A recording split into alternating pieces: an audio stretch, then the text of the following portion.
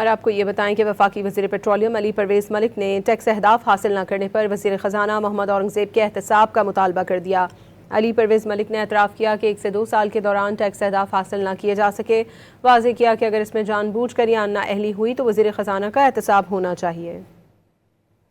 جو ٹارگٹس تھے وہ یقیناً اگریسو بھی تھے اور آپ نے یہ ریپیٹڈلی 1-2 سال کے اندر آپ نے ان کو اچیو کرنے کی کوشش کی ہے، جس کے اندر آپ کی سلپیجز آئی ہیں۔ یہ میں بالکل آپ کی گریونس، آپ کی ڈیمانڈ جینون ہے کہ اگر کسی جگہ کے اوپر بھی کوئی کوتاہی ہوئی ہے اور وہ انٹینشنل ہے یا انکمپٹنس کی وجہ سے ہے تو اس کے محکمے کا جو سربراہ ہے، جو وزیر خزانہ ہے یا جو منسٹر ریونیو ہے یا minister of state for revenue ہے، اس کو اس کی جانچ پڑتال کرنی چاہیے اور احتساب کرنا چاہیے اور اس کے مطابق کریکٹیو ایکشنز لینے چاہیے۔ اس میں تو کوئی دو رائے نہیں ہے، اور اگر میری طرف سے کوئی کمی آئی ہے تو میرے خلاف بھی اسی طرح بلا تفریق کارروائی ہونی چاہیے، بیکاز یہ جو 70-80 سال کا جو بگاڑ ہے اس کا بوجھ آپ اپنی عوام کے اوپر اور نہیں لا سکتے، کیونکہ وہ تو مہنگائی کے تلے ویسے ہی پسا ہوا ہے۔ تو